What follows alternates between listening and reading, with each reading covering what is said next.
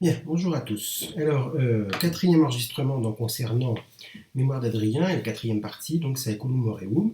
Je reviens à la vidéo parce que la dernière fois j'ai fait un enregistrement seulement audio, mais j'ai l'impression quand même que la vidéo est plus agréable. En tout cas, c'est l'impression, non pas que je sois agréable à regarder, mais enfin, c'est surtout qu'on a un ancrage visuel plus important. Donc, par contre, vous m'en voudrez pas trop de regarder mes papiers et donc de ne pas être toujours en face de la caméra. J'espère quand même pouvoir relever la tête au fur et à mesure. Alors, donc, d'abord un petit bilan de ce qui a précédé. Nous étions dans Tellus Stabilita, qui est donc la troisième partie de Mémoire d'Adrien, et qui commence avec l'accession au pouvoir, au poste d'empereur d'Adrien. Nous savons que c'est une partie ascensionnelle de l'œuvre, une partie euphorique, puisqu'il s'agit d'atteindre la magistrature principale, qui est le poste d'empereur. Et c'est donc dans une dynamique ascensionnelle, comme je le disais en cours pour ceux qui étaient présents, que se présente la troisième partie, Tellus Stabilita, dont le titre d'ailleurs confirme cette dynamique ascensionnelle dans la mesure où il s'agit de rendre sa stabilité, ou plutôt d'accéder à une stabilité sur le globe, en tout cas dans l'Empire romain. Tellus désignant à la fois la terre sur laquelle l'individu se trouve planté, et planté de façon stable. On voit bien qu'il fait la relation entre son corps et le corps de l'Empire dans la première phrase, j'en ai parlé. Et Tellus qui désigne aussi le globe terrestre, donc l'ensemble de la terre, conquise par les Romains pendant la République et pendant l'Empire. Dynamique ascensionnelle donc est très importante puisqu'il s'agit quand même d'en comprendre le rôle dans l'écriture des mémoires par Adrien. Il s'agit quand même de rendre compte de son empreinte dans le monde dans lequel il est devenu empereur, mais dynamique ascensionnelle qui est importante aussi parce qu'elle va se briser dans cette quatrième partie, dans Saeculum Aureum, dont le titre cette fois-ci est davantage problématique et ironique d'une certaine manière, en tout cas tragique, ça c'est sûr, que dans la partie précédente, puisque Saeculum Aureum signifie siècle d'or, c'était une expression qu'on employait en effet du temps d'Auguste par exemple, et qu'on employait à diverses étapes du progrès humain, parti par exemple au siècle de Périclès, au 5e siècle avant Jésus-Christ chez les Grecs, et au XVIIe siècle espagnol, donc le fameux Ciclo de Oro, désolé pour l'accent espagnol, qui désigne donc des périodes de pressenties comme des périodes de supériorité dans le développement humain. Peu importe que nous soyons d'accord ou non avec cette idée de supériorité, mais c'est en tout cas l'expression Saeculum Aureum, ce qu'elle désigne. Et évidemment, un siècle d'or pose un problème ici, parce que autant l'Empire romain est en effet pacifié et a fait l'objet d'une attention toute particulière par l'empereur lui-même qui l'a réformé. On a vu les grandes réformes reprises et réexpliquées par Adrien dans la partie précédente. Mais évidemment, le retour, comme je l'avais dit dans la conclusion de Tellus Stabilita, à la question intime, fait que ce siècle d'or devient aussi un siècle de la tragédie, de la tromperie. Adrien qui est littéralement pris au piège par sa démesure, par son hubris, H-Y-B-R-I-S, c'est le terme grec qu'on utilise, la transcription en alphabet latin du terme grec qu'on utilise pour désigner donc ce défaut du héros tragique, qui est donc la démesure, le fait de vouloir se équivaloir avec les actions divines, se mesurer aux dieux, donc cette démesure qui est dénoncée par toutes les philosophies et les religions antiques, jusqu'à d'ailleurs la Bible elle-même, avec le passage auquel je vous renvoie là cette fois-ci, en l'occurrence sur Wikipédia, ce sera suffisant, au mythe de Babel, pour comprendre la démesure et ce qu'elle signifie dans la Bible, avec la punition divine. Pour les mythes grecs, il y a par exemple le personnage de Prométhée, avec le fameux le feu qui est volé aux dieux, et des mesures donc qu'on voit d'ailleurs illustrées dans tous les mythes gréco-romains. Et donc évidemment, Marguerite Yourcenar s'emploie à utiliser cette pensée autour de la démesure et autour de l'excès de complaisance vis-à-vis de soi-même, de suffisance, de manière à nous faire comprendre d'un point de vue symbolique ce qui aurait pu faire briser la ligne ascensionnelle de cette destinée. Alors ce qui est très intéressant, me semble-t-il, c'est qu'elle ne s'appuie que sur des éléments historiques. C'est-à-dire que ce qu'elle raconte dans cette partie-là est avéré d'un point de vue historique. On sait que Antinoüs a existé, qu'Antinoüs a fait l'objet d'un amour de la part d'Adrien, et qu'il a d'ailleurs rendu cet amour visiblement dans les cadres, j'ai expliqué en cours, des échanges entre guillemets intergénérationnels qui pouvaient y avoir autour à la fois de l'amour et de l'éducation dans l'Empire romain comme dans l'Empire grec. Et on sait aussi que très jeune, donc avant l'âge de 20 ans, Antinoüs s'est suicidé alors qu'il était dans l'entourage direct d'Adrien et qu'il avait en effet été la proie de doutes et il y a eu un certain nombre de signaux donc, que rappelle Marguerite Yourcenar sous la plume d'Adrien concernant ces événements terribles qui vont amener à son suicide ou à son choix de la mort pour transmettre visiblement, en tout cas c'est l'interprétation d'Adrien, sa force à Adrien. On peut d'ailleurs pratiquer une lecture du soupçon vis-à-vis de cette interprétation. C'est une interprétation, et c'est là ce à quoi je voulais en arriver. Certes, j'ai présenté là les éléments qui relèvent de l'écriture du document historique par Marguerite Yourcenar, qui est une écriture extrêmement précise, comme nous l'avons vu dans les passages précédents, mais de toute évidence aussi, il y a écriture, et il y a choix de la part de Marguerite Yourcenar. D'abord, il y a choix de considérer que la conjonction amoureuse entre l'homme mature et le très jeune homme est une conjonction possible. Nous savons aujourd'hui, nous lecteurs et citoyens du XXIe siècle, que cette conjonction pose quand même un certain nombre de problèmes, de questions de problèmes d'ascendant notamment, et de problèmes moraux, c'est-à-dire la conjonction sexuelle est une surprise parfois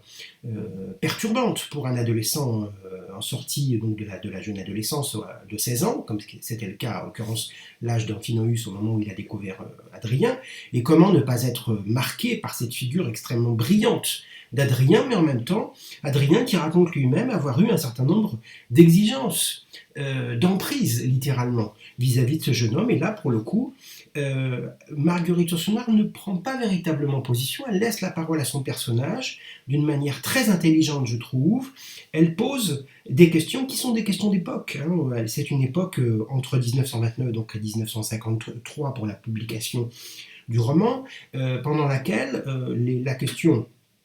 de la pédérastie a été reposée par un certain nombre d'auteurs et pendant lesquels on commence à évoquer des problèmes moraux. On sait combien cette question, ce questionnement et ce débat ont été prolongés jusqu'au XXIe siècle et combien aujourd'hui on est quand même beaucoup plus clair, me semble-t-il, dans ces domaines-là. Mais ce qui n'empêche quand même qu'il ne faut pas lire avec anachronisme l'œuvre. Il s'agit bien d'une histoire romaine, et d'une histoire romaine qui certes nous dit quelque chose de l'être humain à son jeune âge et à son âge mature, mais une histoire romaine quand même, parce que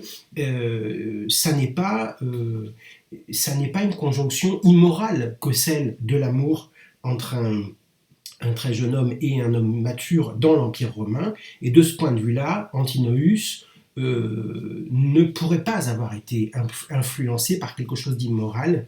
en dehors du fait qu'il y a en revanche des actions qui l'ont visiblement choqué, en tout cas qui peuvent les avoir choqués, tel qu'Adrien lui-même les raconte. Je pense particulièrement à cette initiation religieuse au début de cette partie, dans laquelle l'initiation religieuse extrêmement sanguinolente, avec le sacrifice d'un taureau, les cultes orgiaques, très sanglants, page 195-196, semble, et c'est dans la chapitre 3 de cette quatrième partie, semble l'avoir particulièrement marqué. Donc, comme je l'avais fait dans le cours d'introduction, je reprends ici ma perspective, ma problématique à l'intérieur de ce cours, plutôt de ce survol de l'œuvre, qui confronte le document, le caractère historique de cette écriture, de roman historique, et le caractère écrit et esthétique de cette écriture, donc fictionnelle, pardon, en grande partie, et j'essaye de comprendre ici combien c'est à la fois un document historique qui nous est proposé, mais un document historique qui met en valeur une structuration brisée, la structuration d'une ascension qui va brutalement se défaire. Or, le plus extraordinaire donc, c'est que le document historique lui-même y invite très clairement, puisque nous savons que Hadrien a été particulièrement marqué par la mort d'Antinoüs, et c'est d'ailleurs cette figure d'Antinoüs qui avait été le point d'ancrage principal de l'inspiration de Marguerite Yourcenar au début de sa jeune carrière, en 1929, alors qu'elle a 24 ans, donc elle décide d'écrire un ouvrage, non pas sur Hadrien, mais sur Antinoüs, qui est quand même particulièrement important. Donc nous sommes au cœur de ce qui a été le début de son inspiration. Là aussi, il y a des éléments importants, et de toute évidence, dans la mesure où c'est Marguerite Yourcenar plus âgée, plus mature, qui fait écrire à Hadrien qu'il y a certaines choses qu'on ne peut pas faire avant 40 ans, c'est aussi le cas peut-être pour l'écriture de ce type d'ouvrage, précisément Marguerite Yourcenar qui se sent en fusion avec cette question de l'amour intellectuel et de l'emprise, entre guillemets, avec beaucoup de guillemets, qu'on peut avoir sur quelqu'un qui nous aime, quand on est quelqu'un de brillant, je pense à Hadrien ou à Marguerite Yourcenar, elle a dû évidemment pouvoir se projeter dans le personnage d'Hadrien et donc pouvoir le faire écrire plus facilement, et d'autant plus qu'elle connaît parfaitement le cadre romain et philosophique, culturel dans lequel le personnage se trouve. Donc voilà pour les éléments principaux de présentation de cette quatrième section de l'œuvre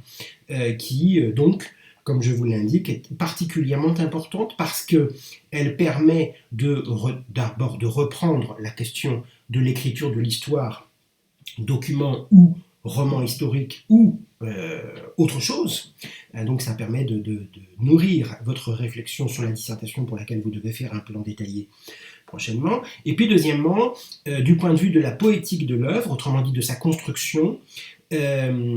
puisque poiesis signifie construire, construction en grec, et c'est un terme qu'on utilise poétique pour désigner l'économie de l'œuvre, l'économie d'une œuvre qui est structurée.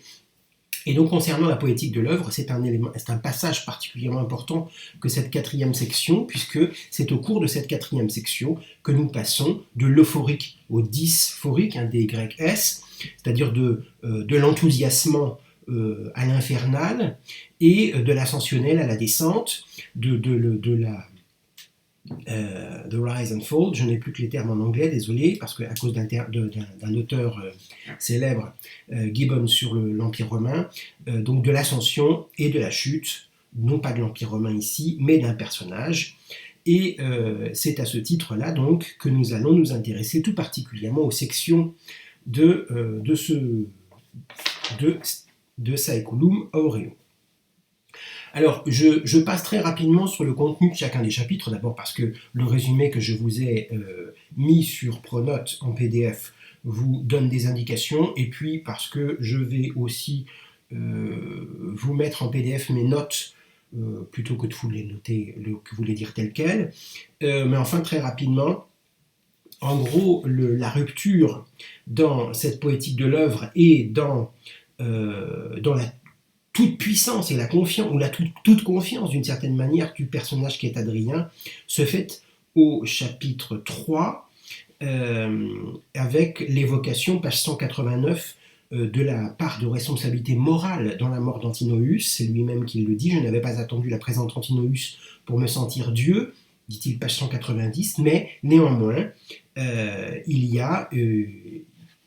un retour au T0 de l'écriture, pas utiliser cette expression de T0 pour une dissertation, mais au temps présent de l'écriture de celui qui est en train d'écrire, en l'occurrence ici Hadrien, et retour sur le point de vue du narrateur, donc pour dire les choses plus simplement, pour évoquer donc cette part de responsabilité morale dans la mort d'Antinous. Et c'est un élément particulièrement important, puisque je l'ai dit en cours, il y a des éléments qui, dans Mémoire d'Adrien, relèvent de la scène judiciaire de l'autobiographie ou de l'autobiographique, puisqu'il s'agit de mémoire, et cette scène judiciaire dont parle Gisèle Mathieu Castellani est particulièrement nette dans ce chapitre 4-3, et nous savons que toute l'œuvre a été déclenchée par ce sentiment de culpabilité qui est très fort en Adrien et dans l'Adrien fictif qu'a réutilisé d'ailleurs, qu'a mis en place Marguerite Yourcenar, sentiment de responsabilité, voire de culpabilité vis-à-vis de la mort de ce jeune homme, qui a donc déclenché l'écriture de ses mémoires, au sens fictif du terme, en tant que scripteur, mais donc Marguerite Yourcenar prend place à partir de cette tragédie autour d'Antinoüs et Adrien. Elle prend position d'un point de vue romanesque à partir de cette tragédie interne, puisqu'on peut considérer que dans cette quatrième section de l'œuvre, dans Saeculum Maelaum, c'est une tragédie qui va avoir lieu et laquelle va déclencher donc l'écriture par la suite. Il y a donc une espèce de tension entre le temps des événements et le temps de l'écriture, puisque précisément le point de départ de l'inspiration d'Adrien se situe dans ce chapitre 3, c'est-à-dire au moment de la réaction à la mort d'Antinoüs, dans ce chapitre 3 et les chapitres qui vont suivre, notamment les chapitres de la fin de cette section, mais en revanche, l'œuvre elle-même, le temps du récit, en revanche, commence à la fin de la vie d'Adrien lui-même, au moment où il s'apprête à mourir, et donc il y a une tension entre les deux, puisque nous ne sommes arrivés à ce qui est l'événement déclencheur de cette écriture que très longtemps après. Il a fallu lire 4 parties entières, 3 parties entières plutôt et 3 chapitres pour arriver à ce centre de la tension. Donc, avant ce chapitre 3, nous avons des chapitres qui confirment l'ascension de Tellus Stabilita. Les grands travaux sont évoqués dans le chapitre 1, et la rencontre avec Antinoüs, bien sûr. La sérénité d'Adrien, qui évoque cet âge d'or, page 172. Je vous renvoie à la page 172 pour évoquer cette satisfaction autour de sa propre image, une satisfaction narcissique d'ailleurs, de façon tout à fait évidente. Il dit par exemple, il écrit « Je cessais de poser des questions aux oracles », comme si sa destinée était toute tracée, et évidemment, action qui relève de l'aveuglement, très clairement, d'Adrien, aveuglement qu'on retrouve d'ailleurs dans toutes les tragédies grecques et romaines, qui est caractéristique du personnage tragique. Voyage et grands travaux, donc ça je passe rapidement puisque nous en avons déjà parlé et c'est facile à utiliser. Et puis aussi une dimension importante de ce premier chapitre, ce sont les rencontres. Rencontre avec Arien, A2RIEN, de Nicomédie, vous l'aurez dans mes notes, même si elles sont un petit peu mal écrites, moi je pense que vous arriverez quand même à me lire. Arien de Nicomédie qui a transcrit les derniers mots d'Épictète, qui est un philosophe stoïcien, dont il a déjà été question d'ailleurs dans l'œuvre, dans le premier chapitre, Épictète donc, qui professe en tant que stoïcien l'austérité morale, les exercices sur soi, l'absence de plaisir quasiment, et cette rencontre avec Arien de Nicomédie permet à Adrien de renouer avec ses plaisirs autour de la philosophie, autour des lectures et autour de l'intellect, du travail intellectuel, tel qu'il nous l'avait présenté dès la deuxième partie Varius Multiples Multiformis, lorsqu'il a évoqué ses travaux en tant qu'étudiant. Et là, je vous renvoie à la page 177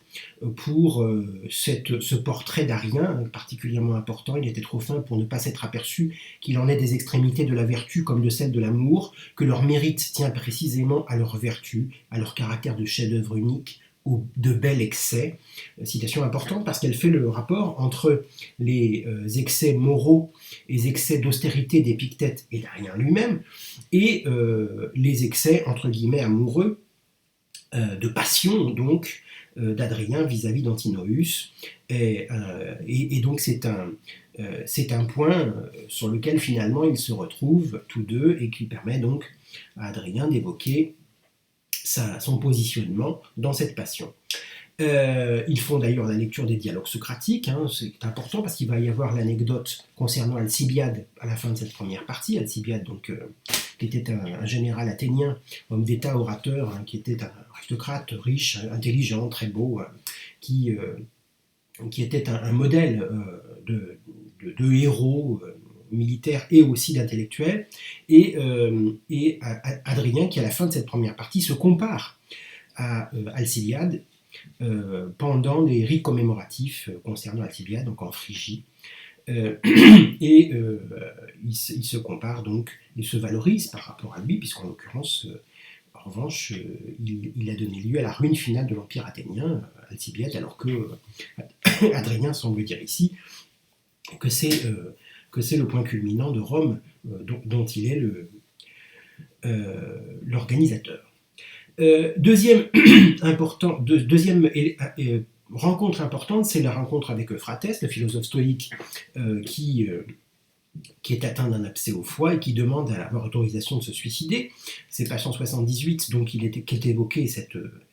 délégation d'Antinous pour aller rendre ce message de l'empereur de l'autorisation du suicide. L'enfant en demeura assombri durant quelques jours, écrit Adrien, donc page 178, nous savons, parce que nous savons, nous, lecteurs, mais le personnage d'Adrien ne le sait pas, le narrateur lui le sait, mais le personnage ne le sait pas, nous savons que ça va avoir une importance considérable sur la suite, puisque précisément ce personnage d'Antinous va se suicider. Et ce passage donne lieu, à partir notamment de la question de la culpabilité dont je parlais tout à l'heure, à une réflexion sur le bonheur et la sagesse modérée, qui est une réflexion particulièrement importante, page 179-180. Je vous y renvoie parce qu'elle est importante concernant aussi la pensée de Marguerite Yourcenar, et peut-être qu'il y a quelque chose d'une sagesse humaniste. Et c'est même pas peut-être d'ailleurs. De toute évidence, il y a quelque chose d'une sagesse humaniste ici, c'est-à-dire l'idée que le bonheur repose non pas sur les événements heureux d'une destinée, ou tout le monde pas seulement, mais plutôt sur la sagesse qu'on est capable, autrement dit la réaction intellectuelle et philosophique qu'on est capable d'avoir à partir d'événements que nous ne pouvons pas maîtriser. C'est dans cette partie d'ailleurs qu'est utilisée l'expression saison alcyonienne, hein, c'est-à-dire des saisons qui sont liées à un calme parfait. L'alcyon était un oiseau mythique qui faisait son nid sur l'eau de mer. Alors, c'était évidemment un mythe. 7 jours avant et 7 jours après le solstice d'hiver. Et ces saisons alcyoniennes, donc, qui donnent l'occasion, par le biais de la métaphore, d'indiquer un bonheur fragile pour Adrien, qui, narrateur, sait en revanche ce qui va lui arriver par la suite. Cette première partie donc, se termine sur l'anecdote avec Alcibiade, dont j'ai parlé tout à l'heure, donc je n'en reparle pas. La deuxième partie confirme cette dimension ascensionnelle et euphorique de cette section dans l'œuvre, puisqu'il s'agit de se comparer aux autres Césars, et c'est une référence ici à l'écriture de la vie des 12 Césars par Suétone, qui est un historien, auteur romain. Il s'évoque, il se compare aux autres Césars, évoquant la question des parallèles dans les portraits qui en sont faits, prendre leurs qualités, éviter leurs défauts, et Adrien qui, sûr de lui, se compare à Jupiter. Là, il s'agit d'Adrien qui se fusionne avec son propre personnage de l'époque et qui ne prend pas encore de distance, ou du moins qui ne va pas encore critiquer son propos, il va se critiquer, il s'est critiqué avant, il va se recritiquer par la suite, mais comparaison à Jupiter qu'il faut comprendre dans le cadre des institutions romaines, parce que nous savons que l'empereur est divinisé du temps de sa propre vie d'ailleurs, et qu'il avait refusé, hein, c'est à mettre en relation, page 44 je crois, ou 62 je ne me souviens plus, enfin bref, il faut trouver le passage, il avait refusé les titres lorsqu'il a accédé à la magistrature suprême, et en l'occurrence ici, il l'accepte. Cette fusion dans le personnage de Jupiter et dans la lignée de César est le point culminant de l'œuvre de façon tout à fait évidente, hein, l'acmé, aussi on peut dire acmé, A-C-M-E, et ce point culminant va donner lieu donc à l'évocation quasiment immédiate de la mort d'Antinoüs, qui d'ailleurs a été évoqué donc précédemment, mais cette fois-ci, c'est un passage dans lequel il y a un lien fait automatiquement entre cette démesure et la mort d'Antinoüs, avec cette fameuse phrase que j'ai citée tout à l'heure, hein, je n'avais pas attendu la présence d'Antinoüs pour me sentir un dieu, page 190, qui est une phrase qui est un petit peu ambiguë d'ailleurs. On ne sait pas s'il faut y voir une prise de distance avec soi-même ou au contraire pas de prise de distance. De même qu'on ne sait pas d'ailleurs s'il s'agit d'excuser un vieil homme qui se sent coupable ou du moins grandement responsable de la mort de ce jeune homme, ou si au contraire il essaye de se trouver à bon prix des excuses. Là, de ce point de vue-là, le narrateur, puisque précisément il n'y a pas de narrateur à la troisième personne et que ce sont des mémoires, et bien le narrateur, qui est aussi le personnage, nous laisse juge par une enquête interne à l'œuvre de sa propre responsabilité. Mais néanmoins, ce qu'on peut au moins retenir dans ce passage-là, c'est l'honnêteté dont il fait preuve, hein, une certaine honnêteté intellectuelle et morale, puisqu'il évoque de manière précise les excès sensuels, par exemple, qu'il a fait subir ou dans lesquels il a demandé à Antinoüs de l'accompagner, les cultes orgiaques et sanglants, j'en parlais tout à l'heure, page 195-196, et donc un certain nombre d'éléments dans lesquels on peut trouver des explications à l'emprise excessive et au problème moral qui se pose au jeune homme. Il y a des éléments importants dans cette partie concernant les signes néfastes qui se multiplient autour d'Adrien et qui auraient dû lui faire comprendre un certain nombre de choses, parmi lesquelles donc au sommet du mont Cassius à Antioche, Adrien indique, j'essaie de retrouver ma page précédente, un certain nombre de signes néfastes autour donc de la personne, de la destinée d'Antinoüs se multiplient. J'avais donné l'indication concernant l'autorisation du suicide au philosophe stoïque Phraates, donc page 178. Le deuxième signal donc se trouve dans le chapitre 3, donc, page 199 à 201,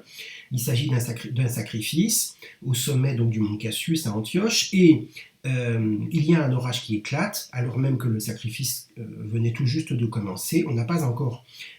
sacrifié la victime qui est un animal, et le victimaire et la victime sont terrassés par la foudre. Page 197, c'est un passage particulièrement important qui constitue évidemment un signe néfaste, puisque l'orage, c'est le signe de Jupiter, Jupiter qui est dieu de la foudre, et le fait que le victimaire et la victime sont terrassés par la foudre doit résonner comme un signal divin de la colère divine, donc, que n'entend pas ici le personnage d'Adrien, mais que comprend fort bien, en revanche, le narrateur, qui lui a déjà subi la mort d'Antinoüs au moment où il écrit. Enfin, la consultation qui se trouve au chapitre 5 de la magicienne de Canope, page 210 à suivante, se trouve être aussi un signal important puisqu'il s'agit du sacrifice d'un faucon, Antinoüs qui revient à ses amours pour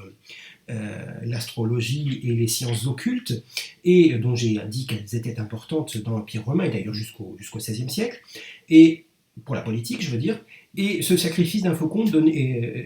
impressionne beaucoup Antinoüs, parce que précisément le faucon mort est donné à Antinoüs, le faucon qui traduit la puissance, la volonté de puissance, la rapidité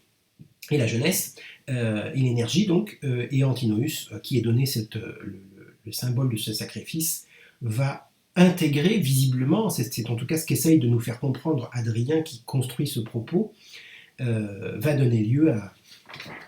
un traumatisme de la part du jeune homme. Donc cette partie numéro 5 est importante. Il y a aussi un élément que j'oublie d'ailleurs, c'est dans le chapitre 4, la chasse au lion à Alexandrie. Antinous manque de se faire tuer, page 204-205, encore un élément important concernant ces signaux. Au chapitre 5, donc en dehors de cet épisode avec la magicienne de Canope, il y a l'entretien à Jérusalem avec un juif, Akiba, qui fait une propagande fanatique concernant la supériorité d'Israël. On sait, et je l'ai dit en cours, combien c'est important. Page 209, donc, un passage particulièrement important pour la critique indirecte de la part de Marguerite Yourcenar vis-à-vis de la supériorité de la propagande fanatique d'Israël. Je vous rappelle que Israël considère, et on a considéré qu'elle pouvait s'installer sur les territoires de l'Israël antique, parce que précisément il était le peuple élu de Dieu, enfin de son Dieu en l'occurrence, et évidemment Marguerite Yourcenar qui remet les choses en situation à l'antique, avec ici un personnage inventé, effectivement, ce qui permet de relancer le débat, voire la polémique, très clairement, parce qu'il y a eu polémique, et on sait bien pourquoi, parce que les guerres israélo-palestiniennes ont déjà commencé à faire rage au moment où Marguerite Yourcenar écrit finit d'écrire Mémoire d'Adrien, donc publié en 1953, si mes souvenirs sont bons. Enfin, chapitre 6, c'est l'évocation de la mort d'Antinoüs. Là, on est dans une scène narrative avec l'évocation du chagrin, des funérailles d'Antinoüs et les réflexions sur la mort qui reprennent au chapitre 7 le fil qui avait été déjà lancé et tissé dans le texte dès la première partie. Animola Vagula Blandula, réflexion sur la mort, donc avec le portrait de lui-même et la réaction aux arguments spécieux d'une consolation pleine de lieux communs, page 226, donc refus de la part d'Adrien de supporter ces lieux communs concernant quelque chose qui pourrait nous consoler de la mort d'un être proche. Il y a aussi l'évocation de la fondation de la ville d'Antinoé, donc concernant l'hommage à Antinoüs, mais là, avec une construction et un rappel du rôle symbolique de l'architecture pour Adrien, mais malgré tout, nous n'avons plus le même entrain, le même enthousiasme d'Adrien que lorsqu'il évoquait l'architecture dans la partie Tellostabilita, par exemple. Et évidemment, c'est un homme qui se morfond littéralement à la mort dans l'âme. On le voit dans le chapitre 6, qui redevient un être humain. Je renvoie au chapitre 6 pour en avoir un exemple précis. Et cet homme, donc, qui va nous faire partager son malheur et ce retour à la mortalité, page 220, qui va se reprendre par la suite, ce fil qui va cette isotopie qui va être ravivée dès le chapitre 5, Disciplina Augusta,